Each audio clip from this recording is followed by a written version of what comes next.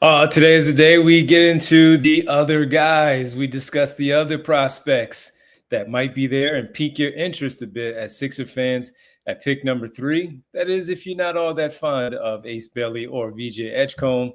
That's what we're going to talk about here today on the PHLY Sixers podcast, alongside Derik Bodner, Kyle Newbeck. I'm Devon Givens, president of basketball ops. Bree is here as always. And we have a lot of players to talk about today because I'm sure there will be a variety of different names that come up this afternoon as to a player that you may prefer at pick number 3. That is, again, someone not named Ace Bailey or VJ Edgecombe. We'll talk about some news and notes a little bit later as we get into those, tell you about a few other things happening at PHLY. But first, let's start talking about some of these other prospects that have your eye as a basketball fan. And Kyle, we have a number of players, as we've talked about. If it wasn't number 1 with Flagg or number 2 with Harper, who we discussed yesterday, it was very simple that 3 through however far you want to go, they all have flaws, and you may like one person more so over the other, especially when it comes to fitting in with the Philadelphia 76ers. When it comes to just liking a player, if you're just doing an overall draft guide like Derik and Will Gottlieb did from CHGO at allphly.com, of course, you can just rank a player of who you like the most. You'll keep an eye on that player in whatever city that he may go to, but it may not fit here in Philadelphia. So I'll ask you to start things off here. I don't know. I don't even know where you're going to go. I don't know if it's CMB. I don't know what it is at pick number 3. But for pick number 3, I have no idea where you or Derik will go. But starting with you, man, if we're looking at the other options, who would have your attention other than the other 2 players that we discussed, or 3, even Dylan Harper that we've discussed so far? Wow. As much as I've been a card-carrying member of the CMB bandwagon for a while, even I don't think I can be so bold as to say I'm willing to take a guy top 3 that I don't know if I ever know he's going to shoot, right? Like, no, that's a pretty big... I mentioned this in the Discord today. I'm not sure he clears the Kyle Newbeck shooting test, and you absolutely have to clear the Kyle Newbeck shooting test. To be clear, I'm second on our Papa Shot ranking, so I don't know if CMB can I get said in there. Shooting, not Papa Shot, for a very significant reason. So yeah, so CMB, not the type of guy who's in the mix here. I think this question ultimately comes down to: do you want safety? Do you want just the biggest home run swing that you can take? Are you going after tools? Is it a signature skill? Like that, these prospects are kind of all over the map. There isn't one thing that really binds them all together. So I'll start with a guy who I think represents a massive home run swing, who I don't necessarily love, but I do think has one of the higher ceiling potentials of this group. And that's Tre Johnson out of Texas. So Devon, I know you're thrilled about this. And I know, I mean, we did our big boards last week and I had them fairly low. I think somewhere at like 9 or something like that. And I've talked plenty about all the flaws that I feel he has. I think there's a difference between inconsistency and not caring on defense. And I think too often Tre falls in the latter bucket, whereas where we talk about someone like an Ace or like some of these other guys, it's not that they're bad defenders. It's that, they just got to dial in more. And that's a thing you think can be coached into them or coached out of them, depending on your perspective. Tre has some really problematic flaws where it's not moving away from the ball. It's not rebounding. It's not playmaking as a defender, like not creating many turnovers. So like, when you see the combine testing, it's like, oh, this guy's actually a better athlete than we expected. It almost makes it worse, right? It's like you should have been able to get into passing lanes and do something, and it's just, the give a damn wasn't there. Now, obviously, we circle back to conversations we've had, Devon, on the structure and what was asked of him and all that. And so the reason that you put him into this type of conversation and say it would even be a possibility you'd consider him here is he is the best shooter in this draft, or at least has the highest, I think, ceiling and potential as a shooter. He is already a more realized version of some of the guys that we're talking about as like, oh, that's the shot maker prospect, right? He took a ton of threes, and he took a ton of threes that he's launching from 30 feet. He's taking, off the dribble, falling out of bounds, guy draped all over him, one dribble pull up, two dribble out of a crossover, spot up, movement shots, every single shot you can think of. In what I keep saying this, it was in the toughest conference in college basketball, not just this year, but probably the toughest conference we've seen for a single season in, 10 years, 15 years. I'd have to go back and go year through year through all these.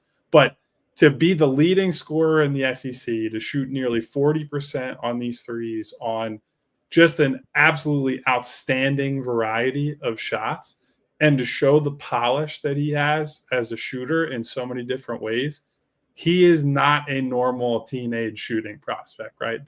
Normally it's, okay, he's got this in the bag, right? He's a catch and shoot guy. He's a relocation guy who you think can be a movement shooter.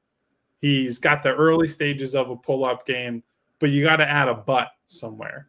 And I'm not sure there really is a but with him as a shooter. Like, this is a kid who took 99 pull-up threes and made like 38% of them this year. And those are on an absolutely ridiculous distance and variety of shots. So if you believe that he can be like center of your offense, driver of your offense type of player, there is a clear-cut case to take him at 3, because there are lots of problems on offense, right?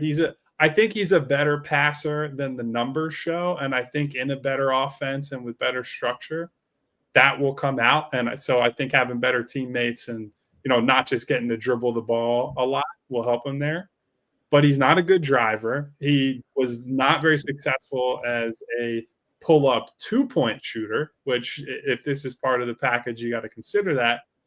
But he is an absolutely dynamic player beyond the arc, and pull-up shooting tends to be the very last thing that comes for these guys, right? Like when we talked about Dylan Harper on Wednesday, the whole case for him is he does everything but the pull-up shooting. He gets to the rim. He draws contact. He's a good playmaker. He's got an NBA frame. He does this, he does that. And then there are a lot of people who are just like, well, I don't buy it because he shot, 29% on pull-up threes and didn't shoot well on pull-up twos. And I don't like guys like that. Well, so if you're a pull-up shooting guy, and that is the number one thing that you care about in terms of these prospects, this is your guy. He had a special shooting season. Kyle, you brought it up. He took more 3-pointers off the dribble in the half court than he took shots at the rim. Not 3-pointers overall, more 3-pointers off the dribble than he took shots at the rim. That speaks to two things. One, he's an elite 3-point shooter, and just shooter in general. He's got almost every shot in his bag. And because of the way the NBA has trended, that is a skill that you simply cannot overlook. On ball, off ball, step back. Yeah, you'd like to pull up twos to be better. I think that will come in time. I have pretty good confidence in that. He just has elite shooting potential. He also struggles to get to the rim, and he struggles to really finish at the rim. I think it was in the mid 40s, his layups, half court layups. It is, he is one of the tougher prospects, I think, to evaluate, because the context that he was playing in was so bad, because the elite skill that he does have is so valuable, but so many of the, edges around there are rough. And, it's one thing we can sit here and nitpick. Like, I think his vision is certainly better than someone like Ace. And we brought that up before, but I think both his defensive potential and also his defensive engagement is so much lower than Ace. It's really tough to project. And it's one thing to be like, yeah, his passing is better than Ace. Almost everyone in the NBA's passing is better than Ace. That's one of our real big sticking points. And the more film you watch, the more that gets driven home time and time again. But is it good enough to actually matter? Like, is passing, like, if I'm going to compare him to somebody like, say, Jeremiah Fears, another Devon guy, I think Fears is a much better passer, much more natural playmaker, and does more to leverage his driving game than Tre Johnson does. So it's better. It's an improvement over maybe someone like Hayes, but I'm not sure if it's a meaningful improvement. I'm not sure I have a high level of confidence that you can ask him to run a point or an offense. And this is where in the draft, it's one thing. Like I don't care too much when you're talking about drafting top 3. I don't care about fit too much because if you hit on the home run, they're fit with like Quentin Grimes. Just doesn't matter long term. We brought up the Steph Curry, Monte Ellis thing. The problem is I have to actually have confidence that the upside is Steph Curry and that you can displace your current guards. And I struggle with that with Tre in a big way. Because like I said, the shooting I think is real. The shooting I think will translate, maybe not day one, but eventually. But everything else about him, I'm very, very concerned. So, yeah, just to look at the trade side of things is that, yeah, the scoring, of course, it's there. The shooting, as you guys talk about, for all the weeks that we were discussing, looking ahead to the possibility of the Sixers being in the lottery and keeping that pick, and we started to really, really just hone in on what was going on in college basketball with some of these players. And I would talk about Tre Johnson, and we would all sit there and just have a laugh because of how bad his defense is and all that stuff, because it's real. It's obviously just the offense just pops so much with what he does. And the fact that he can shoot, Derik, he's not driving to the basket because he can shoot. He's confident. That's a joke, but he's confident. He needs to get to the basket much, much more. But he can shoot the basketball, as you said. Just a level of it was so dry. It felt like it was me making that joke. And I, as someone who loves dry humor, I appreciate it. No well, doubt. To that point, Derik, I don't know. Did you bring up the exact numbers? Because in the draft guide that you and Will put together at ALLCITY, you listed them exactly. There were 99 dribble 3 attempts and 109 shots at the rim total. Like that's a staggering number to even. And that's even that number close. That number's including transition. Yeah. When you break down half court, that dribble 3 is higher than the shots at the rim. It's outrageous. There's 83 half court dribble 3s and 71 half court shots at the rim. Because a lot of his shots at the rim came in transition. Yeah. So again, I love the scoring ability. I love it. Love the fact that he did measure out at what he did at the combine, because it shows that he's a true 6'6" there, has some good length. And even the stuff that I complained about, even though as a fan of Tre Johnson at Texas, was I didn't like how he just kind of jogged sometimes and getting back on defense. If he wasn't involved in the offense and they were running a break and he was trail man, he kind of took his time where he didn't get back into the play. And that says something. That could talk about maybe just, is it the situation where he's just kind of checked out, which is a red flag right there, or whatever it was that was just running through his mind at that point. But when watching, and again, this doesn't tell the entire story because we did watch a lot of games from Texas. You guys have been watching a lot of highlights there as well.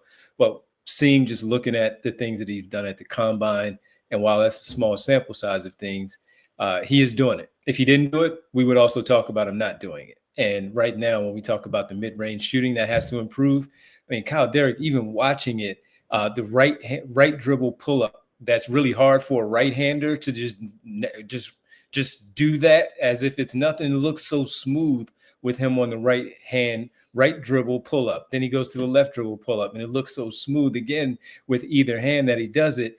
It just seems like that should translate to the NBA once he gets comfortable in that spot, in that shot. And something that we've always talked about, the more space that he might have in the professional game than he did at the collegiate level because of the offense that they were running, the fact that he maybe didn't have enough teammates to score, to help him score, maybe one, maybe two on that team to help him score in the way that he did, Kyle, as you talked about, in a tough conference, playing against that schedule that they had. And he could have been better. He should have been better. But even with the stuff that he did, showed us enough to be a top 10 pick and maybe even pushing himself into a top 5 pick. I'm well aware that he has to improve that defense and he has to improve the passing. But even watching some video from time to time, I would show Derik, like, look at this. Look at this pass. It's there. He can do it. He just has to want to do it more and trust that he can make that pass and make that pass to the teammates that he's also going to feel like that they can get it done, that he doesn't have to carry the load of everything on the team. And that wouldn't be the case, as we talked about with Ace Bailey or even VJ Edgecombe. That wouldn't be the case for any of these prospects coming to this Philadelphia situation because of who's going to be in front of them. Now, logjam wise, as far as guards go, you guys mentioned it yesterday with the Pacers and some of the other teams. You have a lot of guards. You probably have a lot of good guards that can play basketball. And if things work out, somehow the coach has to find a way to get those guys on the floor, whoever's rolling at that time, and figure it all out from there. But right now, as we just talk about this, Kyle, I'm in agreement with you, of course, on this one, that Tre would be at 3. If we're talking just strictly sticking at 3, he's certainly in the conversation of this guy is really, really talented. Can it translate? And would this be a good spot? As we've talked about before with even Ace Bailey, VJ Edgecombe could probably be okay in a Washington or Charlotte situation. Those two, for whatever reason, because of their offense, they don't need to be in those spots. A spot here for Tre Johnson, I think might work. Yeah, and so I want to circle back on. I agree with Derik. When you're in the top 3, you're taking one of these picks. I don't worry a whole heck of a lot about fit, right? Because if the Sixers had done that, they would have never taken Joel Embiid. They would have taken a materially worse player. And that's at the extreme end, right? Big men are a lot harder if it's like you draft a couple of those. They just can't play at the same time. And we're going to talk about other bigs today. So that's on the extreme end. And the Sixers were rewarded for saying, we don't care if this fits who is in place. We need to go after stars, and we need to get. Now, the flip side of that is, so if we bring back someone like a VJ Edgecombe, right? There are lots of people, fair or not, who are like, well, this guy just does not fit with the 2 guards that they have, right? That people believe he can fit with both of them individually, but in terms of being able to play all those guys together, that's not possible. But I think that's an important distinction, right? Because if you take VJ and VJ hits, VJ is what you expect. He, at the very least, if you have to come to a decision on, hey, we're trading McCain or we're trading Maxey or whatever might happen down the road, VJ still fits with whoever is left over.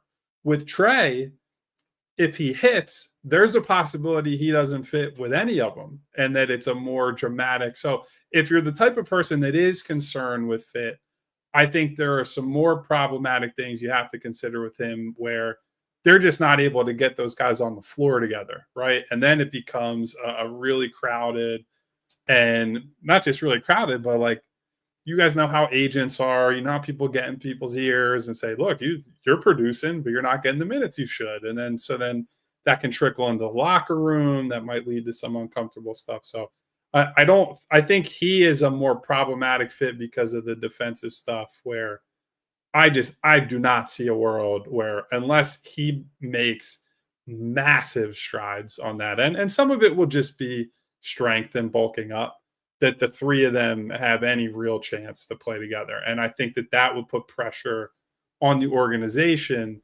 sooner than later in a lot of ways that you don't really want. He definitely has to show a give a damn on defense. He has to. Something that he didn't really do at Texas.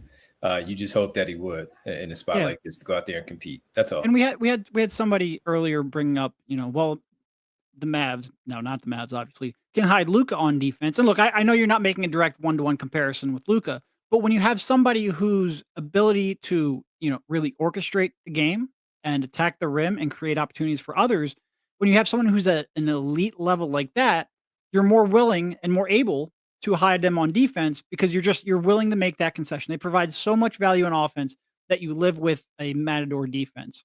But, Tre's rim pressure, his passing, his ability to create just isn't at that level. So it's one thing to take away defense.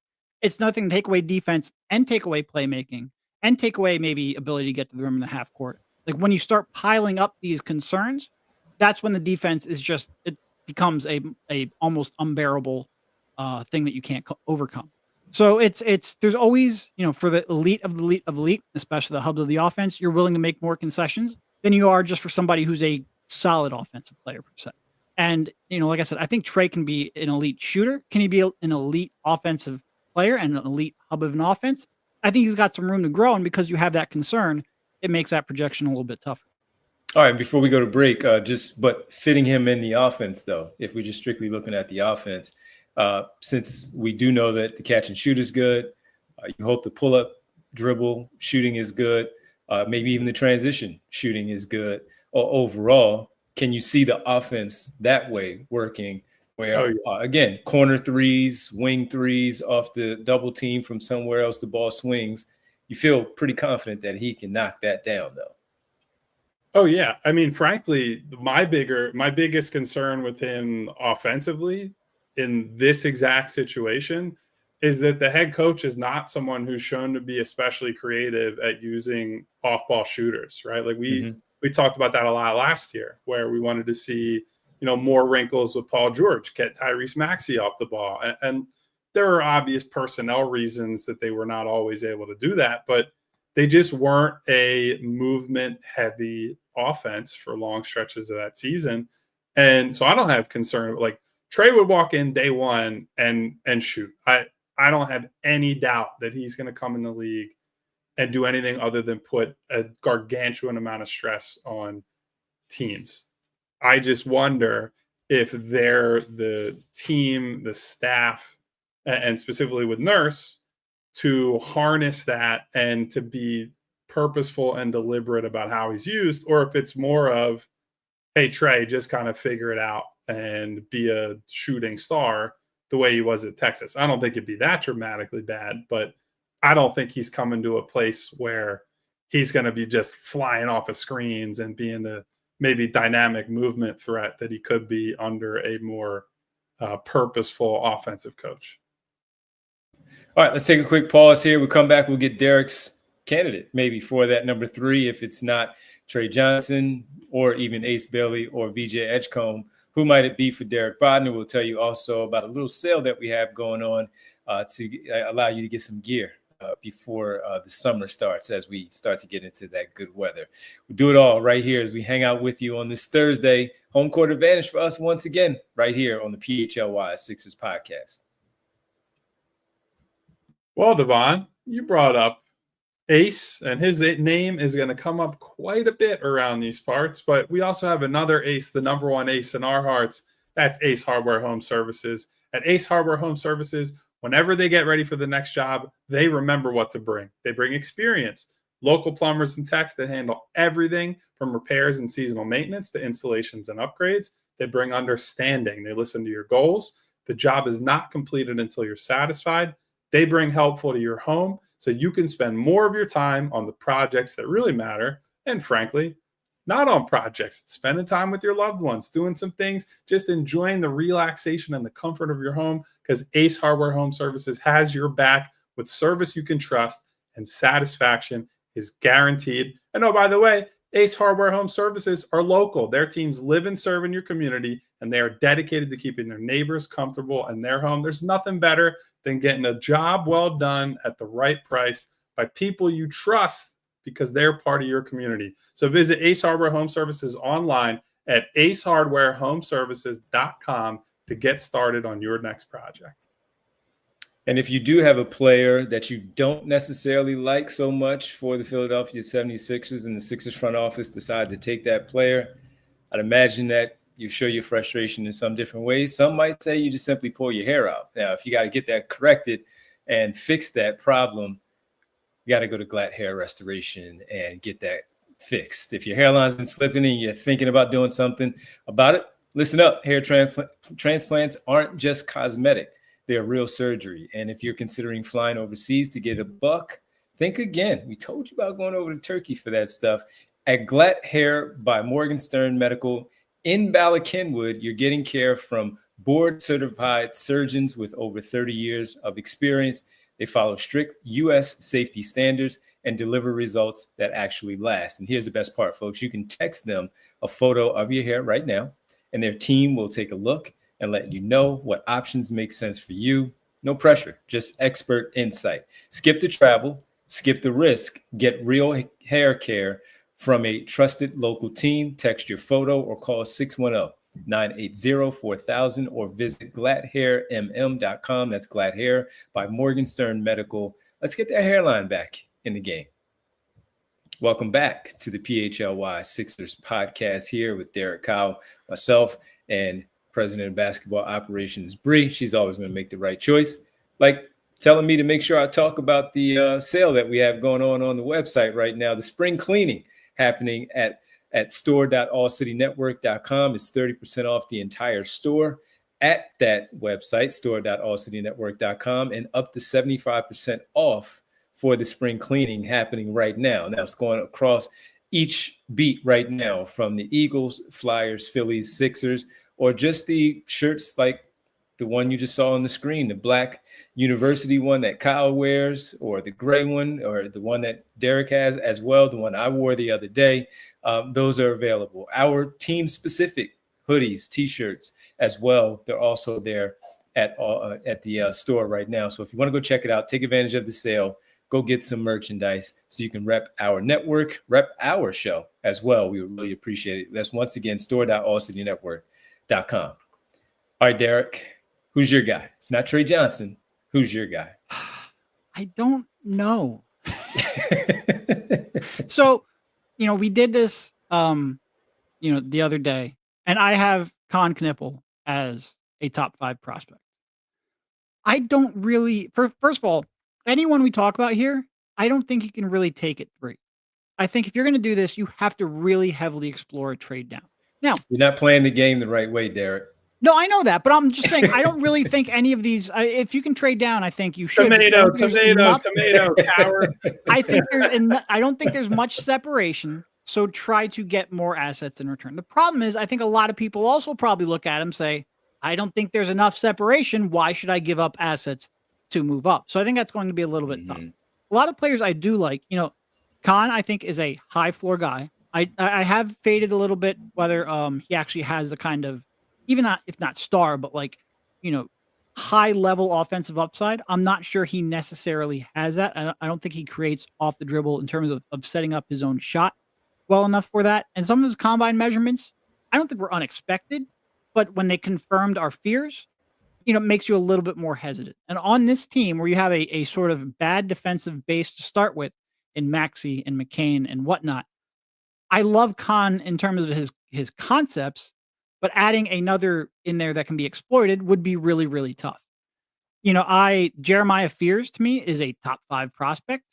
Boy, I don't think you can put him alongside of Tyrese Maxey and Jared McCain as well. And he measured relatively well at the combine, probably about an inch and a half taller than I think we were expecting. He's now about 6'4" in shoes, still only has a 6'5" wingspan. And when you're a 6'5" wingspan guy and you weigh about $175, that's going to get picked on a lot, especially again when you're playing next to Tyrese Maxey and Jared McCain. And if I don't think you can fit next to all 3 of those, well, then it becomes, are you good enough to displace one of those 2 and sort of become your focal point on the perimeter?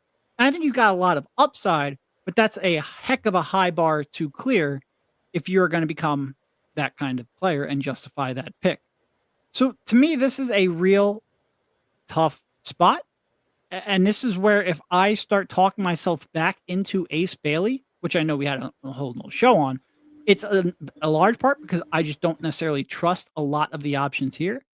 Colin Maury Boyles doesn't pass the Kyle Neubeck shooting test, so he would be a tough fit, even though I like him a lot. I don't have a great answer. And I might just end up, if you forced me to make a pick here, I might end up just going Kon just because I think he can retain value. So that 2 years down the line, if you feel like you have to make a major pivot or you have to, add a couple of young players in to get a bigger trade. But I truly don't love it. I truly, truly don't love it. And this is part of why, it truly is. It's great that you look at this and they got their pick and they have this optionality and flexibility and a chance to draft somebody with high upside. But it's I'm not sure this is a year that fits with what the Sixers need. So I'm going to go Kon, but I'm not going to be in love with it. Well, I mean, we talk about the shooting being much needed, of course, on this team. That's a guy that can just bring some shooting. We've also seen that he can put the ball on the floor. And I was talking to somebody in college hoops, and they were saying how just notice how when Flag had went down, that the offense did flow through Knueppel. Very good in that tournament. And it was still very, very good. He's a very good player. showing He's he just can put flat the out a ball on very the good player. Movement right, shooter, put the ball catch on and the shoot floor, player, can create a all little of bit it. Yeah. in the pick and roll, has pretty good vision, helps having a 7'2" guy with a monstrous wingspan to throw it to, with a massive catch radius. But I think he has really good understanding time. He's a really high field player. And I like I think a lot of people are going to look at this and be like, well, you're picking them apart. We're picking them apart as number 3 picks. A lot of these players, all of these players, if this was like the 8th pick in the draft, I would be really excited about. It's just there's some flaws, but Kon is such a high field player. Such a high field player on both ends of the floor. Like, I really mean it. When you watch him defensively at Duke, he was in the right spot every time. Legitimately every time. But he's got like a pretty much even wingspan. Guys could shoot over him, and the athletic limitations are real. So it's, I trust him. I trust him to a super high degree. I trust his decision making. I trust his shot. But there are pretty massive concerns. And I mean, look, we're now at the point where we're with the 3rd pick, and we already crossed, VJ Edgecombe off. We talked about him, which we're all pretty high on. We already crossed Ace Bailey off, which, there's a lot of upside and talent there. So we're talking about like a 5th through 8th draft. There's going to be a lot of concerns, but you really do have to pick, all right, well, which ones do you think can, improve so much that they separate themselves from the pack? And it's tough. It's a tough year for that. Yeah, and with Kon, it's almost inverse Tre, where if you were a person who's like, I think Kon can be, like an all-star or whatever. I don't believe that as his ceiling. But let's say you're a person who does that. He doesn't have the pull-up shooting. That's the thing that is the separator for him between I can be a good starter or I can be a good role player or whatever. And I could be someone who you can really run offense through in a meaningful way. Now, that doesn't mean he can't be a high-level contributor, obviously, right? And I think to something Derik brought up, this is not a kid who was just like, oh, he's a Cooper Flag merchant, right? Because a lot of the time when Flag was on the bench, it was up to Kon to run the offense and lean into that partnership with Maluach in the pick and roll. And if you look at some of those possessions where he's in handoffs or pick and rolls with Maluach, I think something that jumps out is like, not that you need to be precise on lobs to a guy who's 7'2", right? Like he's got a just enormous catch radius, but you're struck watching the passes where it's like Maluach is mid jump and the ball is just hitting where his hands already are and not where they need to get to. And so it's just a very easy, quick ball's going in the basket. So those are little details that, like, when you get to the NBA and the windows shrink and you got to make precise plays, get guys the ball in the shooting pocket, make the extra pass. Like, he does a lot of that stuff right. And unlike some of these guys, we have seen him compete. We have seen him be a good defender at the previous level. But I do think, obviously, the size, the athleticism concerns are very real, right? Like, there is a good chance that anybody who's got like moderate quickness is just going to get by him at the next level. And so it doesn't matter that he can guard up because he's strong and has a good frame, because good teams are going to say, you know what, we're bringing you over in a ball screen. We're going to force you to switch and we're getting the matchup that we want. And that would be the concern of drafting him. That doesn't matter if it's at 3. It doesn't matter if it's at 13. That's the thing that he has to prove is not going to just completely undermine what he does, because offensively, he's the sort of player that no matter what role you have him in, he's finding ways to make an impact because he's a very smart, very skilled player. Maluach with a 9'6" standing reach. When you talk about catch radius, that's one of the biggest I've ever seen. Yeah, well, it's not a lot of guys on this squad to catch lobs. With Dembona, that's pretty much it. You don't see much. From time to time, you get an Andre Drummond finish on the lob. Other than that, it's not a lot of lob throwers here, or finishers for that matter. So he would be fun for that part and knock down a couple of shots. But yeah, so let's talk about a few other guys on the other side, because there are a few more, maybe some honorable mention guys that are at least worthy of the conversation. At pick number 3, some have been thrown in the chat from some of our viewers. And we'll get to some super chats as well as we hang out with you on this Thursday, talking about the other guys who you would check out. We've already talked about Tre Johnson and also discussing Kon Knueppel. We'll get to the super chats when we get back right here on the PHLY Sixers podcast. All right, first up, we have to tell you about Art of Words. We've actually had a piece of Art of Words hanging up in our studios pretty much from the day that we launched, and I didn't realize it was by this artist until I went over and looked at it. A picture is worth 1,000 words. I actually have one in my house now as well. Anyway, picture is worth 1,000 words, and this local Philly artist proves it. Each piece is made entirely from handwritten words, like every eagle forming the link and every Philly shaping Citizens Bank Park. It's not just sports. He's captured Boathouse Row, Reading Terminal, the Philly skyline, Jersey Shore, and more. These are unforgettable gifts for sports fans, grads, for housewarmings, Mother's Day, Father's Day, really for any occasion you can think of. He started selling art at the K-Lot in Rice's Flea Market and credits Philly fans for launching his career. They're available for dozens of teams and cities as well. There's something for everyone, and these pieces are total conversation starters. So you'll spot a name and then another, and then before you know it, everyone is reliving their favorite sports memories. He's been featured on the Today Show, ESPN, and TED Talks. Check it out at artofwords.com. That's artofwords.com. Use code PHLY at checkout for 15% off your purchase. Got to tell you about all the sports that you like to play some wagers on at Bet365, our presenting sponsor during the regular season for our show. And it was just fun giving our daily picks for the games and seeing how they all played out. Well, tonight you actually have a game, and it's a big game where Oklahoma City is trying to close out Denver in Denver to advance to the Western Conference Finals. They are right now a 5-point favorite. OKC is at Bet365. So if you would like to make a wager on that, you simply go and become one of the 90 million users worldwide, where you get early payout offers across the NBA and the NHL. They also have playoffs ongoing right now. Bet365 has also pioneered live in-game betting, and today Bet365 offers the widest range of games and markets available for live in-game betting across 78 sports. There's early payout in the NBA when your team goes up by 20 points, and in the NHL, if your team gains a 3-goal lead, you get an instant payout on both in those particular sports. And breaking news from Bet365, new customers now get $150 in bonus bets when you bet 5. That's win or lose. Sign up, use code PHLY365, deposit 10, place a bet for 5 to get $150 in bonus bets if your bet wins or loses. Bonus bets can be used on the spreads, totals, player props, futures, and more, whatever the moment. It's never ordinary at Bet365. Must be 21 plus and physically located in Pennsylvania. If you or someone you know has a gambling problem and wants help, call 1-800-GAMBLER.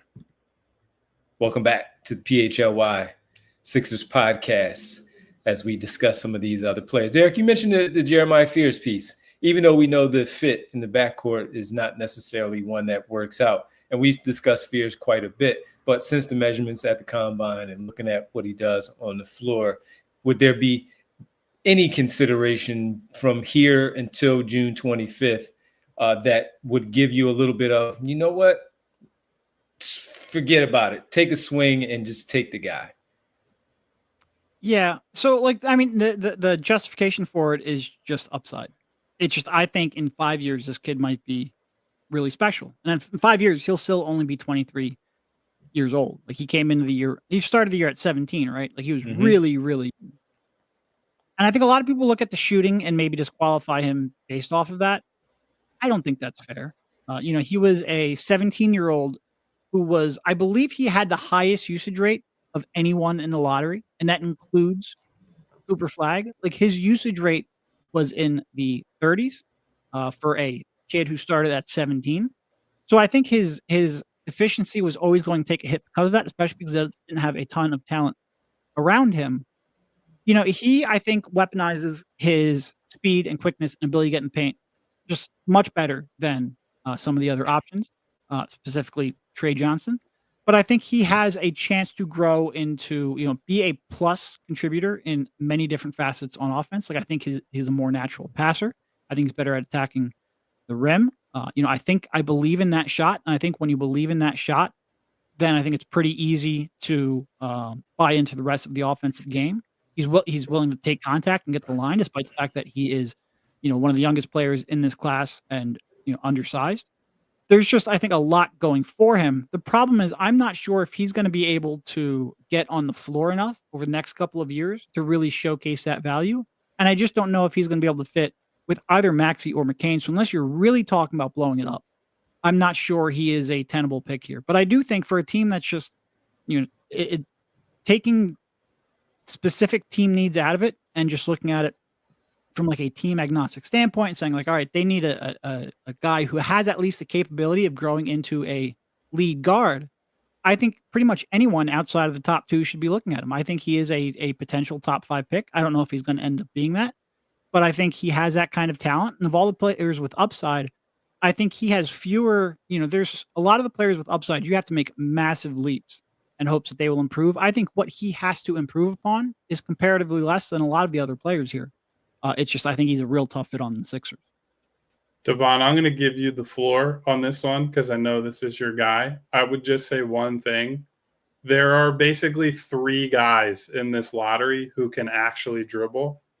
It's Harper, it's Fears, and it's a big man, which is a very weird place to be in. But I would echo it that, like, I love the handling, the decel, the despite being his size, he really invites contact and plays through contact and gets to the line. So here, floor is yours, Devon. No, wait, are we including Danny Wolf among those players who can dribble? Because at 7 feet, if he gets drafted in the lottery, he would be one of the better ball handlers in this lottery, which is crazy to say. I am not including him, but I do think that's a fair shout. I think he's more in the like 15 to 20 range, I would guess, but I wouldn't be shocked if he gets into the lotto. Big jump for him, by the way, for where he was projected to what he's doing now. Just for me, Kyle, you just jumped right on it. I was just simply going to bring up the fact that we so much during the season talked about, can they just get another guy on the floor who can dribble the basketball? And clearly he can dribble the basketball. We went from obviously the main 3 of Maxey, McCain, and then Grimes came in. But we were, Jared Butler, he can dribble the basketball. And, just a few other names that we talked about dribbling the basketball. He clearly wouldn't come in here and start right away. So if you were to talk yourself into it and look at the Sixers at number 3 with Fears, is that he's young, he's going to come off the bench. He's probably going to play somewhere between 15, 20 minutes a game. And if he gets going and he has it going with a particular group that Nick Nurse has out there on the floor, those minutes will be extended. We'll see some of those flashes somewhere in there with it, whether it's in the open floor, finishing strong at the rim, hitting the outside shot, breaking in on defense and getting to the rim and finishing, or tossing up the lob to someone like a Dembona to finish a play there, where you could see all of that stuff. That will be the case for it. And then, as Derik pointed out, is that he'll only be 19 in next year, where this is a guy that's going to be so young, where he's going to be put through the program of putting that weight on and all of that, where then we won't have to worry about the likes of, with all due respect, Jared Butler and some of these other players that we talked ourselves into during the season, and even talking about bringing them back on a 1-year, 2-year deal, whatever it may be. So that will be the case for it. It's just because he's simply talented. And Derik always talks about regaining your value.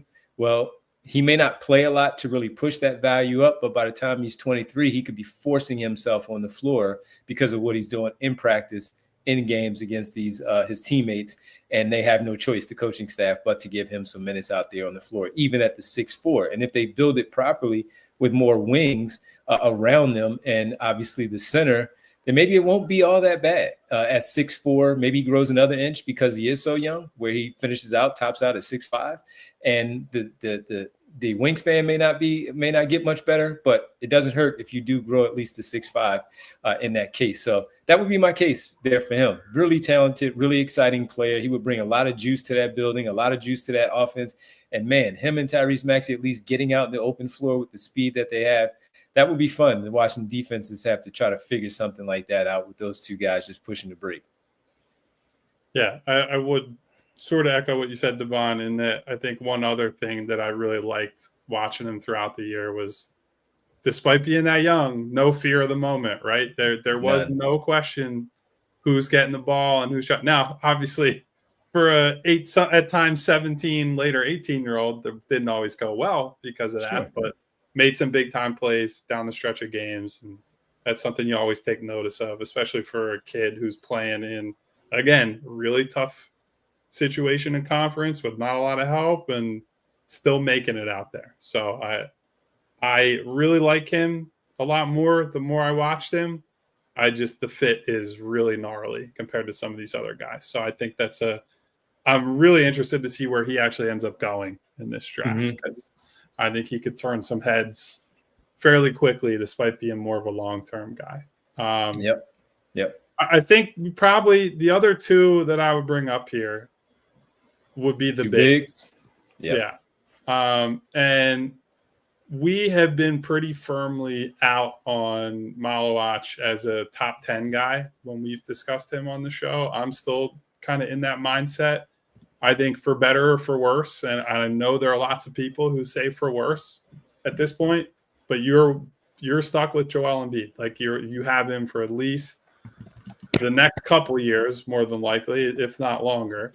And it's just really hard to properly develop a guy like Maluach when you don't believe the two can play together. Now, that being said, if let's say Daryl Morey is just completely lying, and James Harden would probably say that he is, about where Joel Embiid's future is and what his health is like and yada, yada. You could make the case that the physical tools, the flashes that we've seen, the defensive upside, in addition to what I think people believe is at least a reasonable shot to shoot, right? He shot something like 76, 77% at the line, if I remember correctly. And you add that with outstanding rim protection, not necessarily shot blocking. He didn't block a ton of shots for a guy as big as he is, but outstanding rim protection makes a huge difference at the rim, is the last man on defense for one of the best defensive teams in the country at Duke. Helps to have Cooper Flag, of course, but Maluach plays a big role in all that. He's also an outstanding finisher, like play finisher. If you throw a lob up to him, he's dunking it, right? I think he shot in the high 70s at the rim this year. It's pretty easy to shoot high percentage when a lot of your shots are dunks, but it is still noteworthy that when people know that's most of what you're going to do, he's still going up, throwing it down, and was a factor as an offensive rebounder as well. So that helps out his case quite a bit. I do not love his defensive rebounding. I do have some concerns about him defending in space, although I think he was asked to defend in space quite a bit at Duke, and I think that was a good challenge for him as a guy who's fairly new to basketball. And also, as we bring up character and whatnot with these guys, hear nothing but good things about him as a kid. Hard worker, good presence in the Duke locker room, like someone you want to play with and around. Certainly, the guards would love having a guy like that back there as they're bombing away. On the other end, just cover up all their weaknesses. So he would be the one. And then I am higher, although the combine was a complete disaster for him in many ways. Derik Queen is the guy who's the offensive swing in the front court. And I don't know if he defends at the next level, both because the size at center and the lack of like outlier tools to, move in space and whatnot on defense. But I think when you watch that kid on offense, there is just so much in his bag, right? Like his ability to operate in tight spaces, to get low with his handle, despite being, what was he, 6'9", something, 6'9 and a quarter, maybe at the combine. I have to double check on that. But to be that size, it is exactly 6'9 and a quarter. There you go. Look, my memory's not completely crap these days. So his ability to get low with the handle and frankly just like break almost anybody down off the dribble, there really is no matchup where if he gets somebody on an island, I feel bad about for him. If you get a small, he's just going through that guy. If you get a big guy who's too slow, he's going around him. He's got Euro steps. He's got counter moves. He's got just beautiful footwork. You see the makings of the one-legged Dirk fadeaway. He busted that out quite a bit this year at Maryland. Very good defensive rebounder as well. And I bring it up every time he comes up on this show. But Derik Queen, in the biggest games all year, those were mostly his biggest performances, right? So this is a guy who when the stakes were biggest and the lights were brightest, and he's across from whether it's a very good team or a competition for draft positioning, he's going out there and coming for people's throats. So as much as you value that, I don't know. I tend to put some weight on that. So I like him quite a bit, but I do think 3 is a little too high to take the risk there. I think he'd be someone I consider more as a trade back guy.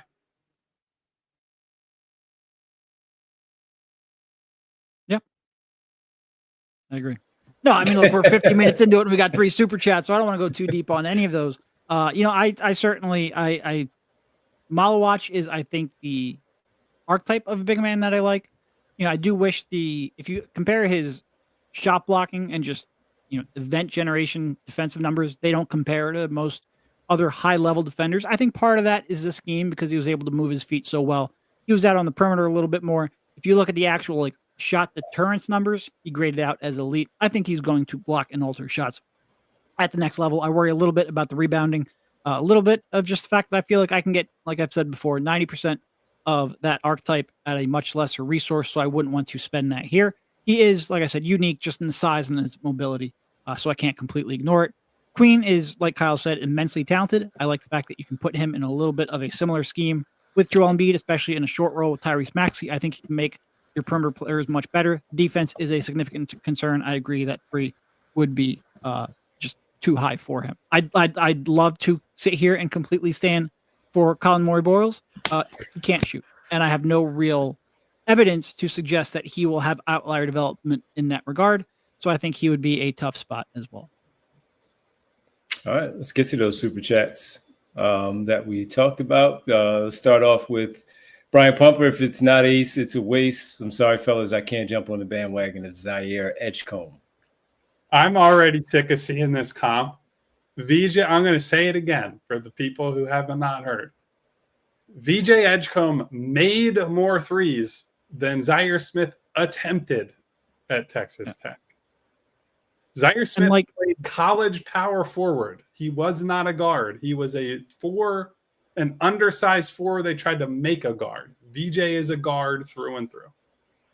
It is one of those where like you make a comparison based only on his weaknesses and you exaggerate the weaknesses on top of that to make it sound like the player sound more ridiculous than he actually is. We've got Mellow 3 points talking with the next super chat saying Ace reminds him of Emoni Bates, and that's doing the exact same thing, but with a different prospect. If you only focus on a negative and you make a comparison based on an exaggerated version of that negative, you can get to some dark places really quickly. I think that's happening both with Zaire and with Emoni Bates, obviously. I do think what Mello is saying with Emoni is a little bit like there's some concern there. Like when your entire value is predicated on tough shot making and you go up a level in competition, you run the risk of not being able to make those shots at a high enough rate to continue to add value. Now with Bates, that happened with the jump from the high school to ACC. It was the ACC that he flamed out of Memphis, right? At Memphis, with Bailey, he's already made that jump. It's just going to another level. But that concern is there for me. I don't want to compare either Ace or Edgecombe to those obvious flameouts, but I understand the concern. Derik just said, I don't want to compare him to the flameouts, but here's why I think Emoni Bates is actually a fair comparison. I'm just kidding. I didn't say it's a fair comparison. I know. But I understand the concern is all I'm saying.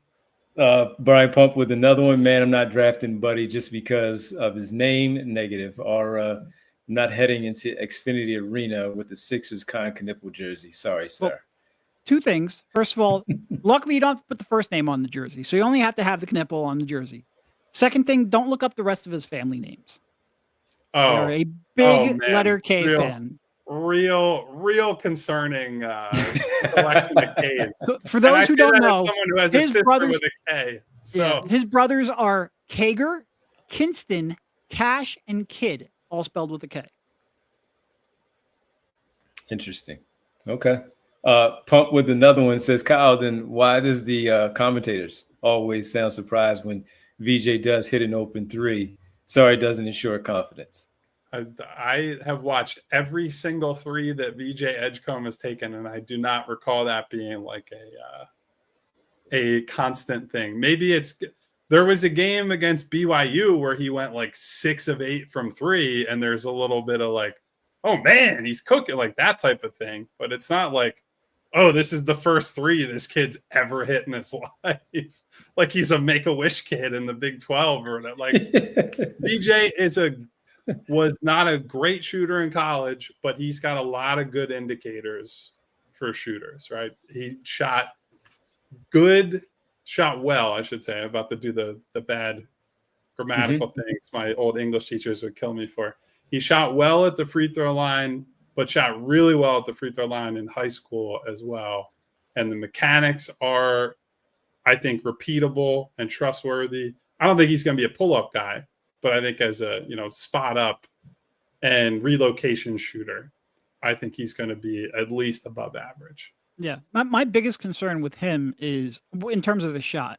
Well, first of all, obviously off the dribble. Like we've mentioned it before. That was mid-20s, not good enough off the dribble. Pretty good off the catch. I do worry it takes him a little bit of time to get into the shot. And because of that, I think he turns down shots that you would love to see him take over time. So I think he's got to work on his footwork and pre-shot work a little bit to try to make that a little faster and more compact.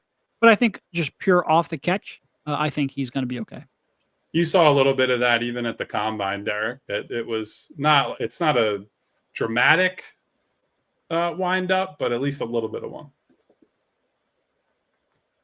All right, Riaz with the final super chat says, guys, I saw a trade scenario. Swap of picks 3 and 5 with Utah for Markkanen.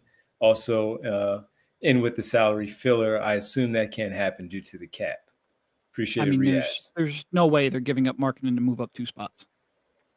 Yeah, Danny Ainge would have to be the biggest Ace Bailey fan walking the earth. And maybe he is, right? Ainge has certainly been unconventional at times before in who he values and how much. But I mean, look, I've been talking about trading back pretty much ever since the Sixers got the 3rd pick, just because I think there's not a ton of separation. If you're telling me I can get a great player to move back 2 spots, you can sign me up in a second. Yeah, that's an easy deal.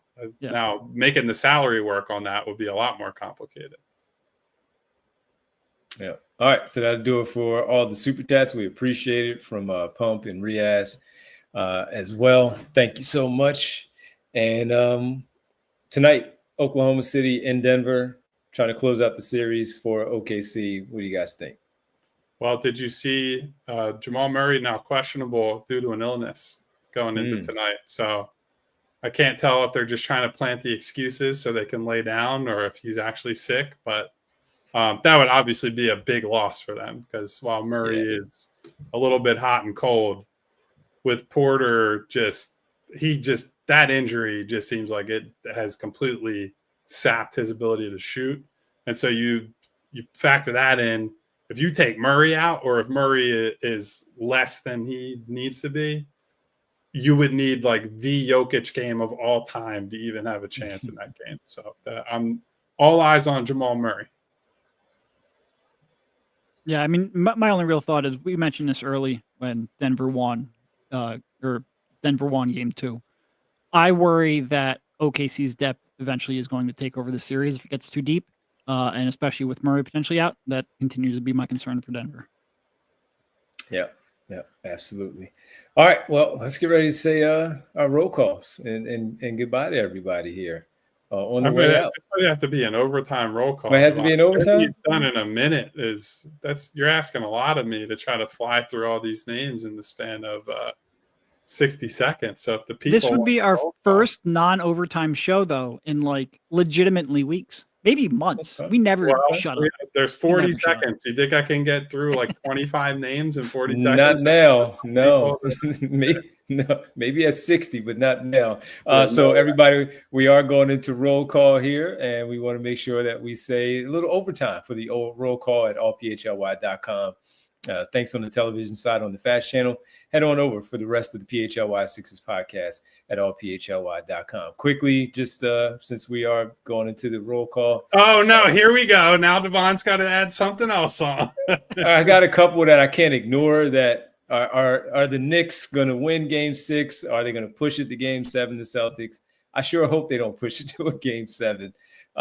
It was 9-point lead, and I would have thought they would have been able to hang on to that one last night, and then it turned around Boston just hit all kinds of threes. Kyle mentioned before we came on that Luke Cornett looked like, I don't know, Dennis Rodman out there with the rebounding and all kinds of stuff. So I hope not. It is funny because I obviously don't have the rooting interest that Devon has. So like when people talk about the series, they're like, who are you rooting for? I'm like, man, I can't stand any of those teams. And more importantly, I can't stand any of those fan bases. But the thing I always come back to is like, Devon's my teammate, good guy. He'd be really happy if New York won. So I'm going to very begrudgingly root for New York. So I hope you're all right on that one. Thank you. I'm rooting for the Meteor. Yes. while Mikhail is still in his car on the way over to the arena. So yeah, I appreciate that too. You know, looking out for the family first, but I got to look out for Philadelphia too. So appreciate it. God, thank you. But thank honestly, you. one of the weirdest playoff series in recent memory, right? The Celtics, you could argue, should have already won the series based on getting out to all these big leads. And that's like, look, Knicks deserve their credit for battling back and digging deep, and certainly Brunson for a lot of these big time fourth quarters. But I just have no idea what's going to happen that series. So, What was Boston's biggest lead in Game 4? The third New York win. Was it 14? Something like that? I think it was like 16. I think 16. It was 16. So they've got two 20+ point leads blown in the 16. Mm-hmm. Wow. It's wild. Yeah, crazy series. So all right, now it's roll call time, fellas. Lead from front to back and close the game out. Thank you, New York. Roll call time. Thank you, everyone, for being here today. Lots of draft chatter, and there will be a whole heck of a lot more between now and late June. Thank you to Brian Knight, to Sean Ford, to Mary Overfield, to B-Knight, SB Cole, Phil W, to Val, to my girl Winona. Nice to see you. Mellow 3-point. Mellow, my man. Jess with that purple heart. Riaz was a super chatter today. Yes. B Pump with a few super chats today. I think Mello also had a super chat. Mello, my man. Well. Thank you to Mello on that. Bootzilla. Boots. Hanging out. Elaine Bruno. Hello to Elaine. Yeah, Zach Dean is, it appears Zach is on VJ Edgecombe Island because Zach appeared to be upset we weren't talking about VJ. We're on the other side of it now. Derek and I were getting killed for being too high on VJ before. Maybe that means we're doing our jobs. Maybe it just means everybody needs to stay tuned every day to see who we're in all seriousness, though, Zach, not only did we have the one from Tuesday, but we had one last Friday where Kyle and I ranked our big boards. So we have some VJ discussion in both of those. And I would say one of the things that Derek and I have talked about is VJ is my sort of player. And I think in Derek's sort of player, and what we've been trying to do is not overcorrect based on who we tend to prefer, just because this class is so muddy and you don't want to just fall back on your default. So like VJ a lot, but he's got plenty of concerns, as do the rest of these guys. Thank you also to Slade. Thank you to the 76th Man. Thank you to X-Man. What up, X? Who else is in here today? Thank you to Briggs, who, by the way, the #1 Derek Queen fan is back.